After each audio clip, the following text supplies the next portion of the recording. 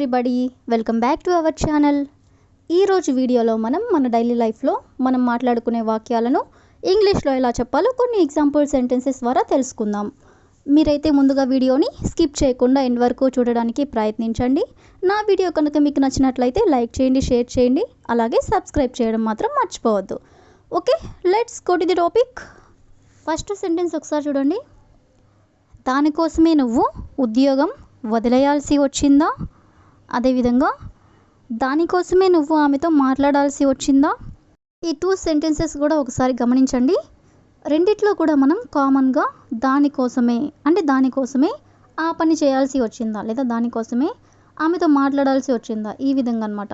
So ఈ విధంగా మనం దానికోసమే అనే వర్డ్ని తీసుకొని మరికొన్ని ఎగ్జాంపుల్ సెంటెన్సెస్ అనేవి చూద్దాం. సో ఫస్ట్ సెంటెన్స్, దానికోసమే నువ్వు ఇంగ్లీష్ నేర్చుకోవాల్సి వచ్చిందా అని ఇలా అడగాలనుకున్నప్పుడు దీన్ని ఇంగ్లీష్లో did you have to learn English just for that only? Did you have to learn English అంటే ఇంగ్లీష్ నేర్చుకోవాల్సి వచ్చిందా. జస్ట్ ఫర్ దట్ ఓన్లీ అంటే దానికోసమే. అదేవిధంగా నెక్స్ట్ వన్, దానికోసమే నువ్వు అతనితో ఉండాల్సి వచ్చిందా అనేదాన్ని did you have to stay with him just for that only? Did you have to stay with him అంటే నువ్వు అతనితో ఉండాల్సి వచ్చిందా. జస్ట్ ఫర్ దట్ ఓన్లీ అంటే దానికోసమే. అదేవిధంగా నెక్స్ట్ వన్, దానికోసమే నువ్వు ఆమెని పెళ్ళి చేసుకోవాల్సి వచ్చిందా అనేదాన్ని did you have to marry her just for that only? Did you have to marry her just for that only అంటే దానికోసమే నువ్వు ఆమెని పెళ్ళి చేసుకోవాల్సి వచ్చిందా అని. అదేవిధంగా నెక్స్ట్ వన్, దానికోసమే నువ్వు బైక్ అమ్మాల్సి వచ్చిందా అనేదాన్ని did you have to cell your bike just for that only? Did you have to cell your bike అంటే నీ బైక్ అమ్మేయాల్సి వచ్చిందా. జస్ట్ ఫర్ దట్ ఓన్లీ అంటే దానికోసమే. అదేవిధంగా నెక్స్ట్ వన్, దానికోసమే నువ్వు లోన్ తీసుకోవాల్సి వచ్చిందా అనేదాన్ని did you have to take a loan just for that only? అంటే దానికోసమే నువ్వు లోన్ తీసుకోవాల్సి వచ్చిందా అని. అదేవిధంగా లాస్ట్ వన్, దానికోసమే నువ్వు ఆమెని తిట్టాల్సి వచ్చిందా అంటే అందుకోసమే నువ్వు ఆమెని తిట్టాల్సి వచ్చిందా అని అడగాలనుకున్నప్పుడు did you have to scold her just for that only?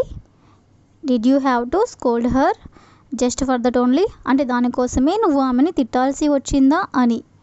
So ఈ విధంగా మనం దానికోసమే అనే వర్డ్ని తీసుకొని కొన్ని ఎగ్జాంపుల్స్ అనేవి చూసాం కదా. నెక్స్ట్ సెంటెన్స్ ఒకసారి చూడండి. అన్నీ సమయానికి సిద్ధంగా ఉంటాయని నేను మీకు హామీ ఇస్తున్నాను.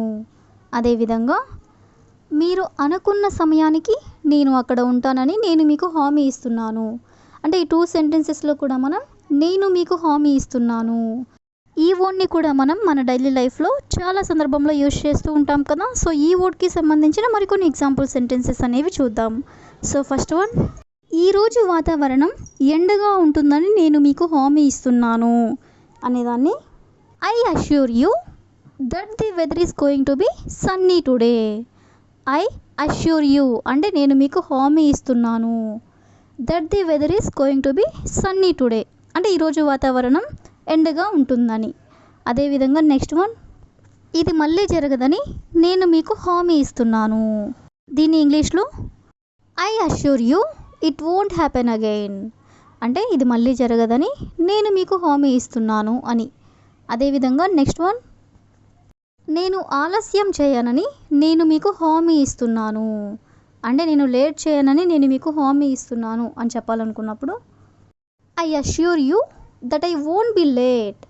ఐ అష్యూర్ యూ అంటే నేను మీకు హామీ ఇస్తున్నాను that I won't be late అంటే మళ్ళీ లేట్గా రాను అని. అదేవిధంగా నెక్స్ట్ వన్, ప్యాకేజ్ సమయానికి వస్తుందని నేను మీకు హామీ ఇస్తున్నాను. ప్యాకేజ్ సమయానికి వస్తుందని నేను మీకు హామీ ఇస్తున్నాను అనేదాన్ని I assure you that the package will arrive on time. I assure you అంటే నేను మీకు హామీ ఇస్తున్నాను ఏమని, ప్యాకేజ్ సమయానికి వస్తుందని అంటే that the package will arrive on time అంటే ప్యాకేజ్ సమయానికి వస్తుందని.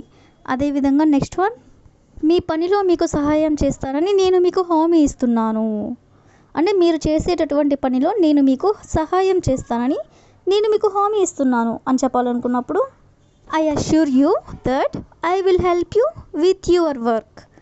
I assure you that I will help you with your work అంటే మీ పనిలో మీకు సహాయం చేస్తానని హామీ ఇస్తున్నాను అని. సో ఈ విధంగా మనం నేను మీకు హామీ ఇస్తున్నాను అని ఓన్ని కూడా తీసుకొని కొన్ని ఎగ్జాంపుల్స్ అనేవి చూసాం కదా. నెక్స్ట్ సెంటెన్స్ ఒకసారి చూడండి. ఆమె అద్భుతమైన ధైర్యాన్ని ప్రదర్శించింది. అదేవిధంగా మ్యాచ్ గెలవడానికి టీం అద్భుతమైన కృషి చేసింది. ఈ టూ సెంటెన్సెస్ కూడా ఒకసారి చూడండి. రెండిట్లో కూడా మనం కామన్గా అద్భుతమైన అనే వర్డ్ అయితే తీసుకున్నాం కదా. సో ఈ వర్డ్కి సంబంధించిన మరికొన్ని ఎగ్జాంపుల్ సెంటెన్సెస్ అనేవి చూద్దాం. సో ఫస్ట్ సెంటెన్స్, వాళ్ళకి అద్భుతమైన ప్రతిభ ఉంది. వాళ్ళకి అద్భుతమైన ప్రతిభ ఉంది అనే దాన్ని they have tremendous talent. They have tremendous talent అంటే వాళ్ళకి అద్భుతమైన ప్రతిభ ఉంది అని.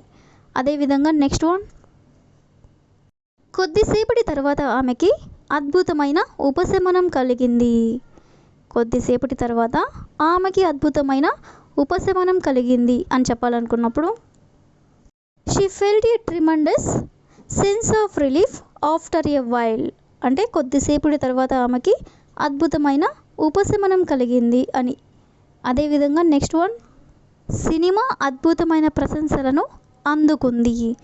ఏదైనా మూవీ హిట్ అయినప్పుడు ఇలా జనరల్గా చెప్తూ ఉంటారు కదా. సో దీని ఇంగ్లీష్లో the movie received tremendous praise. The movie received tremendous praise అంటే సినిమా అద్భుతమైన ప్రశంసలను అందుకుంది అని. అదేవిధంగా నెక్స్ట్ వన్, కంపెనీ అద్భుతమైన వృద్ధిని సాధించింది అని చెప్పాలనుకున్నప్పుడు the company experienced tremendous growth. Tremendous growth అంటే అద్భుతమైన వృద్ధిని అంటే కంపెనీ గ్రోత్ అయ్యింది అని. అదేవిధంగా ది లాస్ట్ వన్, అతను అద్భుతమైన ధైర్యాన్ని ప్రదర్శించాడు అనేదాన్ని హీ షోడ్ ట్రిమండస్ కరేజ్.